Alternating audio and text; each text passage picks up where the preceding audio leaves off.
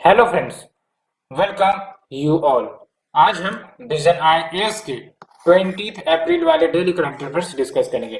Total आज हमें 5 articles discuss करने हैं। One by one we will start the discussion. So the first article deals with the RBI tightens non banking financial company lending and disclosure guidelines. तो ये guidelines में क्या बातें कही गई हैं उसे हम जानेंगे, लेकिन सबसे पहली बात तो हमें ये जानना चाहिए कि एनबीएफसीज क्या होती हैं एंड जो आपके बैंक्स क्या होते हैं और दोनों के बीच डिफरेंस क्या है। तो एक बेटर क्लियरिटी के लिए मैं आपको थोड़ा सा जो बेसिक जानकारी है वो प्रोवाइड करता हूँ। तो आप देख सकते हैं यहाँ पर मैंने एक इमेज निकाल कर रखी है जो आपको डिफरेंशिएट करने में मदद करेगा। पहली बात तो आपको ये समझना होगा कि जो फाइनेंशियल इंस्टीट्यूशन होते हैं, है ना, वो दो प्रकार के हो सकते हैं। एक तो होते हैं आपके बैंक और दूसरा हो गया आपके नॉन बैंक। तो जो नॉन बैंक होते हैं उसी को हम कहते हैं नॉन बैंकिंग फाइनेंशियल कंपनी या नॉन बैंकिंग फाइनेंशियल इंस्टीट्यूशन। अब बैंक और नॉन बैंक में क्या अंतर होता है? तो बैंक जो है वो आपका पर्सन से, कस्टमर से डिपॉजिट एक्सेप्ट करती है। जैसे हम सब बैंक में पैसे डिपॉजिट करते हैं, है ना, तो वो बैंक हो गई। और जो एनबीएफसी होती है ये बेसिकली आम आदमी से पैसे डिपॉजिट नहीं ले सकती हैं। ये आपको समझना पड़ेगा। This is the first and most important difference. और दूसरी इंपॉर्टेंट बात ये है कि जो आपका बैंक है it is regulated under banking regulation act. जो आरबीआई का बैंकिंग रेगुलेशन एक्ट है उससे रेगुलेट होता है, ठीक है। एंड जो आपका एनबीएफसी है वो बेसिकली कंपनीज एक्ट के अंतर्गत रेगुलेट होती है, ठीक है। एंड अदर की फीचर्स की अगर हम बात करें तो देख सकते हो, चेक के रेस्पेक्ट में बात करें तो बैंक जो है वो चेक इश्यू कर सकते हैं and NBFC can not issue cheque. And insurance की बात करें तो 5 लाख तक का जो डिपॉजिट होगा वो इंश्योर हो जाएगा। 5 लाख डिपॉजिट इंश्योर्ड का मतलब ये हुआ कि लेट से कि अगर बैंक कोई डिफॉल्ट हो जाती है तो कस्टमर के पैसे, लेट से किसी ने 10 लाख रुपए जमा करके रखी थी और वो बैंक डिफॉल्ट हो गया तो अल्टीमेटली उसको एज एन इंश्योरेंस 5 लाख रुपए मिल जाएंगे, ठीक है। ये होता है, लेकिन ये जो आपका इंश्योरेंस प्रोटेक्शन है वो एनबीएफसी में अवेलेबल नहीं है। एंड फॉरेन इन्वेस्टमेंट की बात करें तो बैंकों के लिए 74% तक अलाउड है और जो एनबीएफसी हैं उनके लिए 100% तक अलाउड है। एंड एसएलआर यानी कि स्टेट्यूटरी रेशियोज क्या मेंटेन करनी पड़ती है बैंक को? बिल्कुल हाँ, बैंक को तो करनी पड़ती है, चाहे वो आपका स्टेट्यूटरी लिक्विडिटी रेशियो हो, सीआरआर हो, है ना। एंड आप देख सकते हैं एनबीएफसी के लिए ये एप्लीकेबल नहीं है। और रेगुलेशन तो मैंने आपको बता ही दिया। टॉप 3 एग्जांपल देखो बैंकों के, तो एचडीएफसी है, कोटक बैंक है, आईसीआईसीआई, ठीक है। एनबीएफसी के एग्जांपल आप देख सकते हो, बजाज फाइन रिजर्व होते हैं, मुथूट फाइनेंस होते हैं, उज्जीवन होते हैं, ठीक है। ये सब कुछ एग्जांपल है। एंड एक और डिफरेंस आपको ध्यान रखना है एम एंड ऑब्जेक्टिव के ऊपर कि जो एनबीएफसी होते हैं बेसिकली इंफ्रास्ट्रक्चरल लोन्स देते हैं, है ना, बड़े अमाउंट के लोन्स देते हैं। जैसे for example roadways, highways, real sector, real estate projects, इन सब के लोन देने का काम करते हैं, ठीक है। सो फ्रेंड्स, होप आपको ये basic understanding between the banks and NBFC समझ में आ गई होगी। Let's come to the context. तो कुछ गाइडलाइंस के बारे में बात करेंगे, लेकिन सबसे पहले सिलेबस देख लेते हैं। तो देख सकते हो सिलेबस की बात करें तो Indian economy and issues related to the planning, mobilisation of resources, growth, development and employment.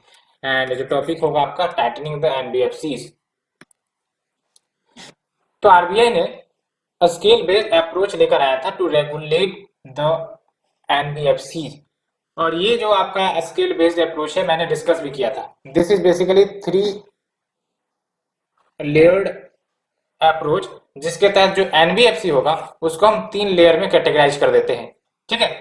जैसे for example base layer NBFC, middle layer NBFC, upper layer NBFC और top layer. Top layer basically एक प्रकार से समझो कि आप reserved layer है, ठीक है। इसके बारे में हम जानेंगे। तो जब हम बात करते हैं बेस लेयर एनबीएफसी की, तो इसमें वो सारे एनबीएफसी आ जाएंगी जिनका जो आपका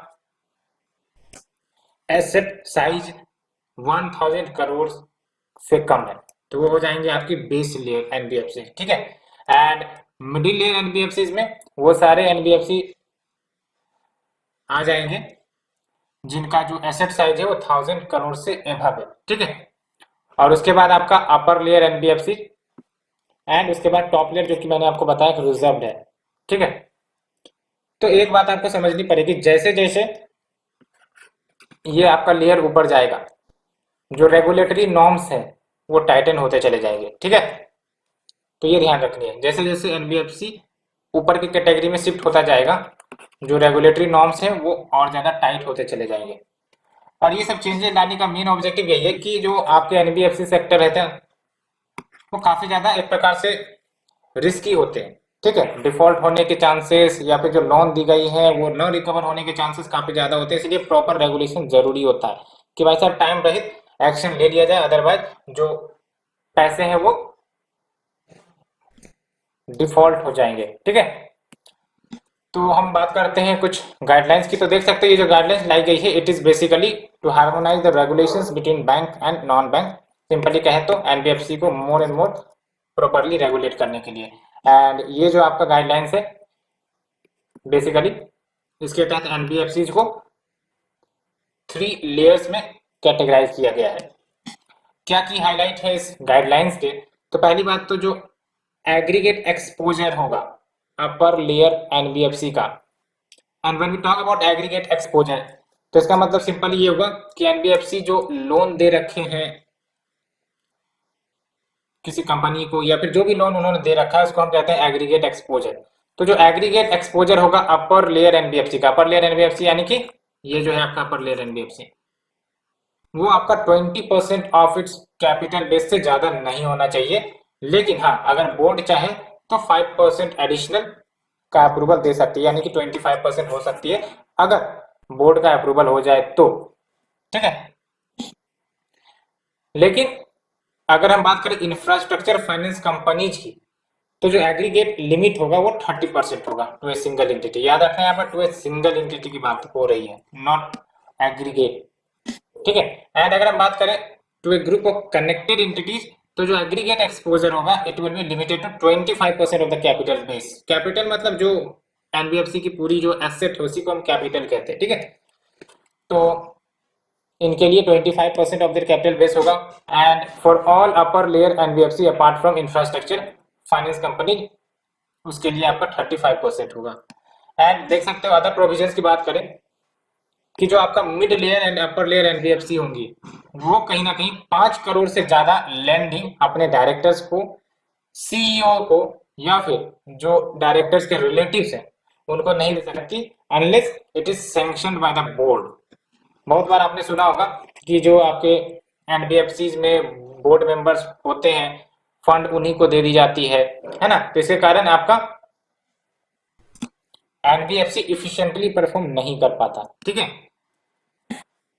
तो ये एक रेगुलेशन हो गया। साथ ही साथ देख सकते हो they can not lend to any firm where any of their directors or their relatives are interested whether as a partner, manager, employee or guarantor, ठीक है।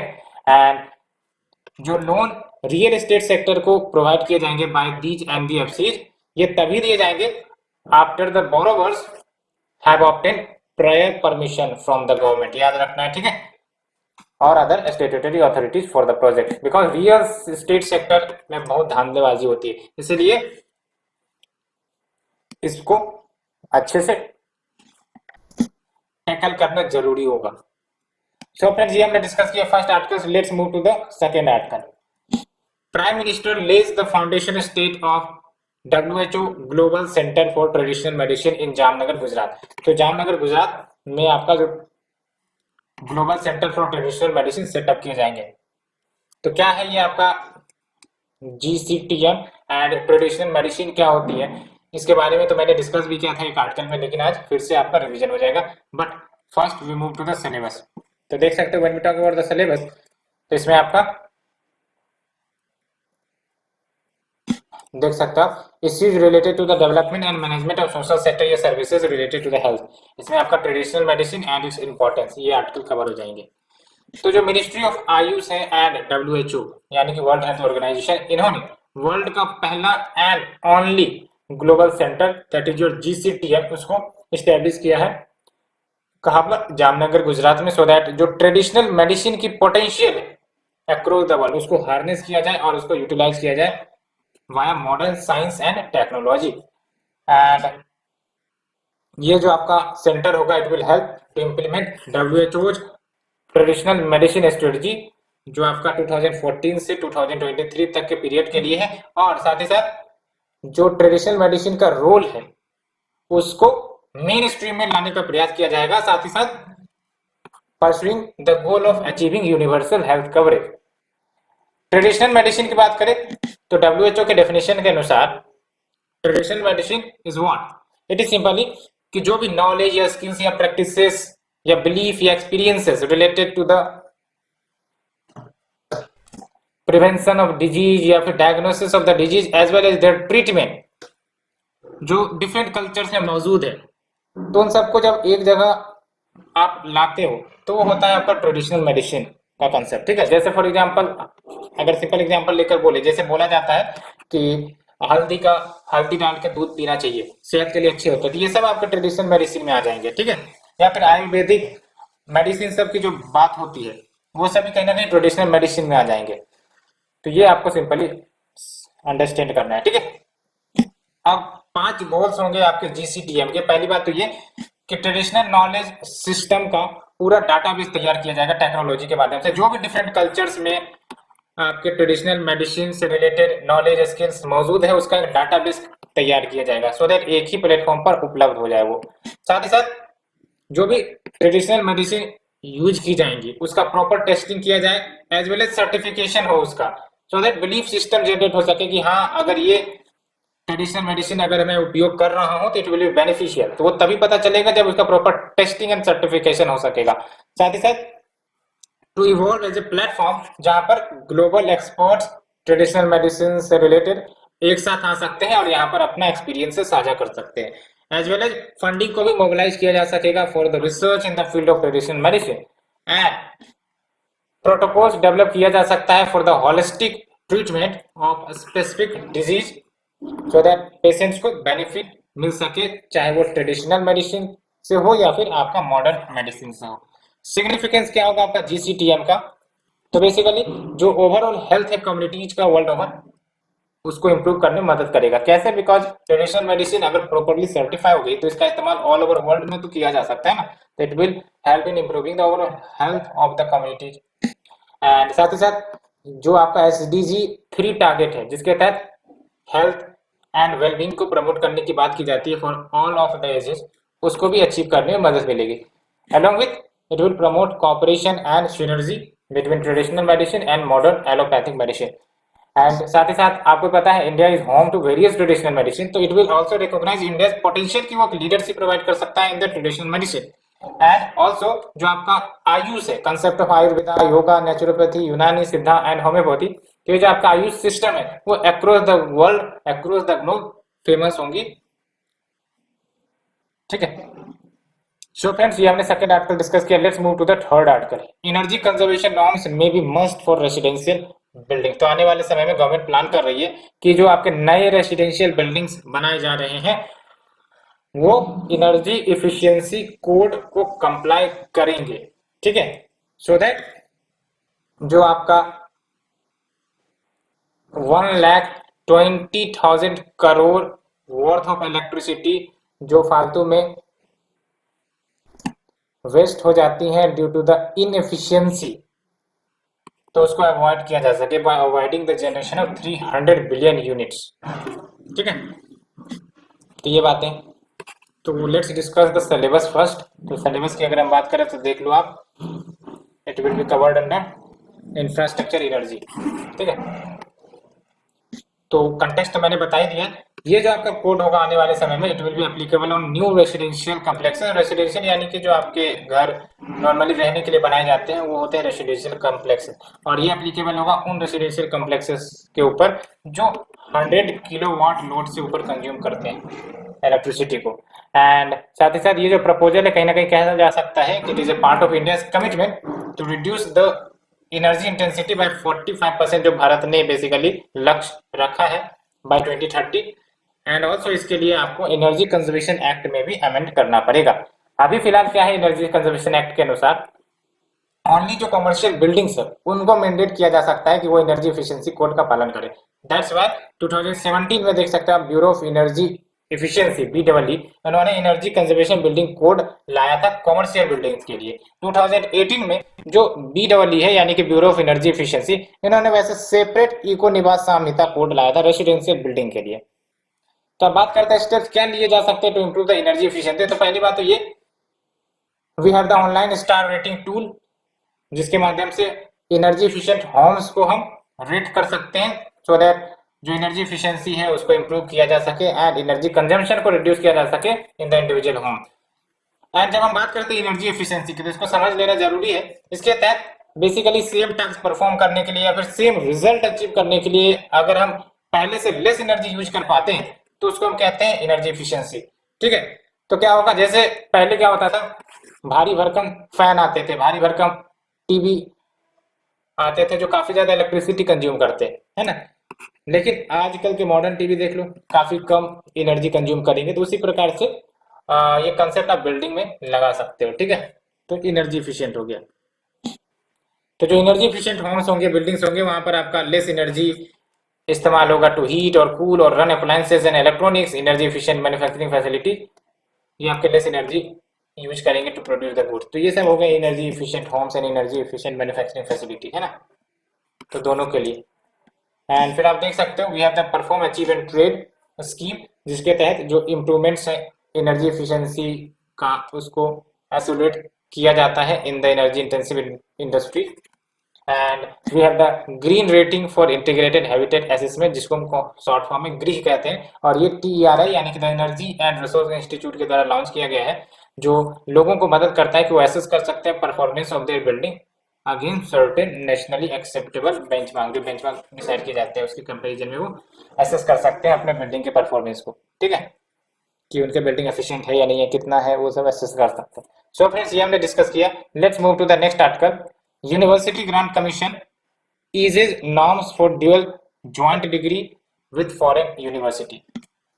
तो देखेंगे क्या नॉर्म्स अभी जारी किए गए हैं। तो सबसे पहली बात तो सिलेबस देख लेते हैं। When we talk about the syllabus it will be covered under issues related to the education. ठीक है, तो देख सकते हो issues related to the development and management of social sector related to education.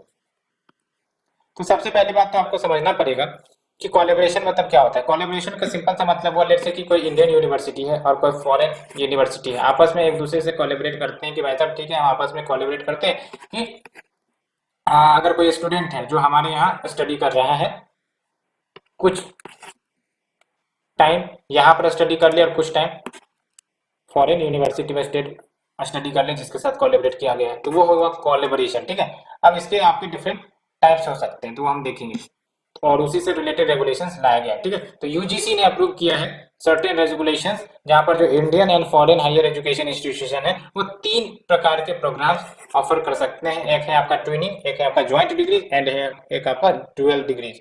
तो इन तीनों को समझ लेते हैं। सबसे पहली बात तो ये जो आपका यूजीसी ने अप्रूव किया है सर्टेन रेगुलेशन, तो आप देख सकते हो it will come into effect from 2022-23 onwards.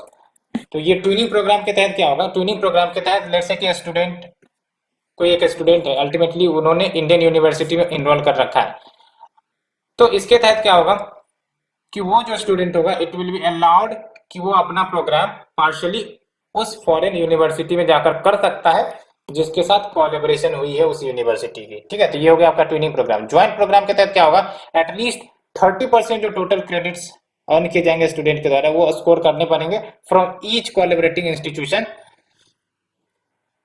चाहे वो कन्वेंशनल या फिर फिजिकल मोड ही क्यों ना हो।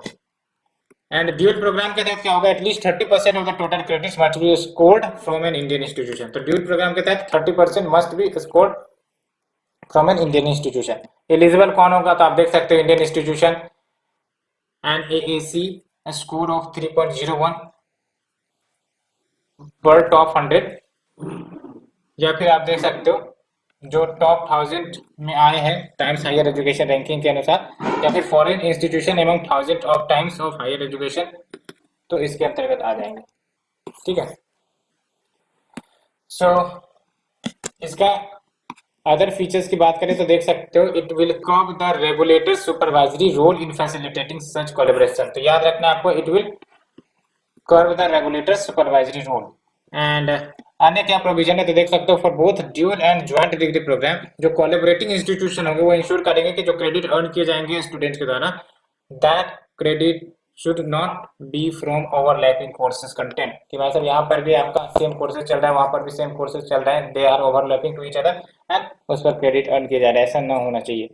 एंड नेक्स्ट इज योर, कि अगर लेट से डॉक्टोरियल डिग्री या फिर पीएचडी प्रोग्राम है तो स्टूडेंट्स को सुपरविजन प्रोवाइड की जाएंगी एट ईच इंस्टीट्यूशन एंड उनको मिनिमम 1 सेमेस्टर स्पेंड करना पड़ेगा in each of them. And next is your collaborating institutions make provisions for exit pathway, ये काफी इंपॉर्टेंट है कि जो कोलैबोरेटिंग इंस्टीट्यूशन होंगे वो प्रोविजंस बनाए एग्जिट पाथवेज के लिए फॉर दैट स्टूडेंट्स जो कंप्लीट नहीं कर पा रहे हैं अपने रिक्वायरमेंट्स को इन द 3 प्रोग्राम्स, एग्जिट हो सकते हैं। ठीक है, तो बेनिफिट क्या होगी इस मूव की, तो पहली बात तो इंडियन स्टूडेंट्स को कहीं ना कहीं क्वालिटी एजुकेशन मिल सकेगा जब वो फॉरेन यूनिवर्सिटी से स्टडी करेंगे, साथ ही साथ they will get exposure to the foreign institution, it will result in better campus placement as well.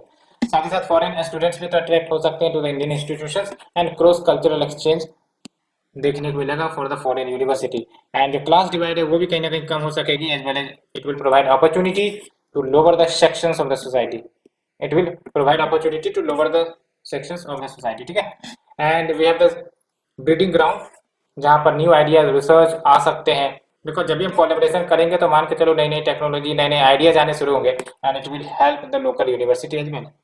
So friends, इसे डिस्कस करने के बाद let's move to the last article, government to raise subsidy on fertilizers to ensure fair prices for farmers. आपको पता है कुछ साल नहीं कुछ महीने पहले ही जो फर्टिलाइजर की जो रेट है वो बढ़ गई थी because of the rise in the raw material of the prices of the fertilizer, तो दैट्स वाई उसका इफेक्ट कहीं ना कहीं देखने को मिला था। तो अभी उसको या फिर उसका इफेक्ट फार्मर्स पर ना आए उसके लिए सब्सिडी बढ़ाने के प्लान में गवर्नमेंट है। ठीक है, तो सिलेबस की अगर हम बात करें तो देख सकते हो आप, ये डायरेक्ट टॉपिक होगा आपका, तो it will be covered under, देख सकते हो issues related to direct and indirect farm subsidies and minimum support prices. ठीक है, तो इंटर मिनिस्ट्रियल कमिटी ने रिकमेंड किया है कि जो न्यूट्रिएंट बेस्ड सब्सिडी रेट है उसको रिवाइज किया जाए for the nitrogen phosphorus potassium and sulphur for the kharif session 2022 and ये आधारित हो आपका average international prices of fertilizer जो मार्च 2022 में है as a special case this year. तो इसका सिंपल सा मतलब ये समझो कि अप्रैल 2022 में जो इंटरनेशनल प्राइसेस है यूरिया का, आप देख सकते हो 145% से बढ़ गया है ओवर द अप्रैल 2021, यानी पिछले साल के कंपेरिजन में बात करें।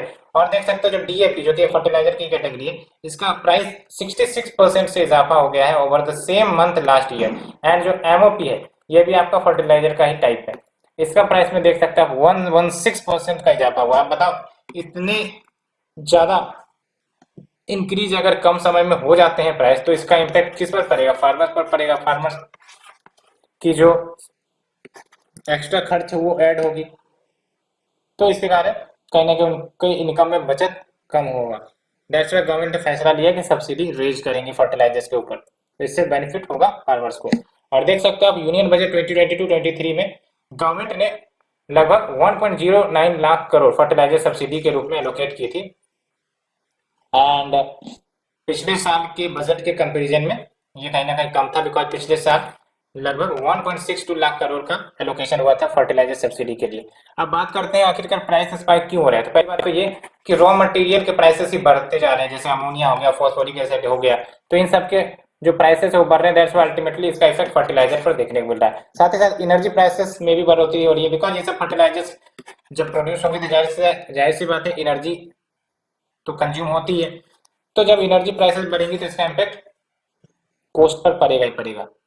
And we have the shortage of finish product, तो जो फिनिश प्रोडक्ट्स हैं उसकी भी कमी हो रही है, यानी कि सप्लाई की कमी हो रही है। कैसे, तो वेरियस नेशंस ने स्ट्रिक्ट एक्सपोर्ट कंट्रोल लगा रखे हैं, जैसे फॉर एग्जांपल चाइना की बात करें तो उन्होंने डीएपी पर स्ट्रिक्ट कंट्रोल लगा रखा है, और डीएपी का फुल फॉर्म आप देख सकते हो डायमोनियम फास्फेट, जिसके कारण आपका प्राइस में बढ़ोतरी देखने को मिली है। सिग्निफिकेंस क्या होगा इस स्टेप का, तो फार्मर्स को रिलीफ मिलेगी, जाहिर सी बात है ना। वाइटल फॉर इंपोर्टर्स वो कॉन्टेक्ट कर सकते हैं, एज वेल एज जो फूड इन्फ्लेशन की इश्यू है वो भी एड्रेस हो पाएंगी। एंड